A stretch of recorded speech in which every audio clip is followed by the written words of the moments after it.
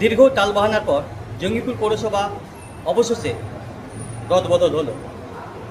অনাস্থা ভোটের পর আজ ভোট ছিল।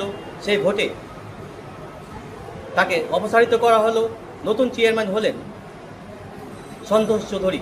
তিনি আগে ছিলেন উপপৌরপ্রধান, এখন তিনি হলেন পৌরপ্রধান। জঙ্গিপুর পৌরসভার 21টি ওয়ার্ডের মধ্যে 14 জন কাউন্সিলর জঙ্গিপুর পৌরসভা এই ভোটে অংশগ্রহণ করেন। বাকি তারা আসেনি। জঙ্গিপুর পৌরসভা চেয়ারম্যান সন্তোষ চৌধুরী জানান তারা উন্নয়ন স্বার্থে জঙ্গিপুর পৌরসভা কাজ এগিয়ে নিয়ে যাবেন। তারা কোনো দলের সঙ্গে থাকবেন না, তারা নির্দল হিসাবে থাকবেন, এমনই তিনি বলেন। বিগত যে চেয়ারম্যান ছিলেন মফিজুল ইসলাম, তিনি কাজে করতে ব্যর্থ হয়েছেন। তিনি তার মন মতন কাজ করেছিলেন, সেই অভিযোগ তুলে তিনি এই অপসারণ তাকে করা হয়। এই নতুন চেয়ারম্যান সন্তোষ চৌধুরী তিনি কতটা কাজে করতে পারবেন সেদিকে থাকবে, নজর থাকবে আমাদের।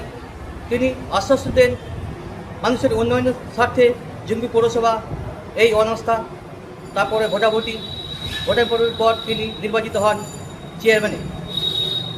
জঙ্গিপুর থেকে সেলিম শেখ, কলকাতা টিভি।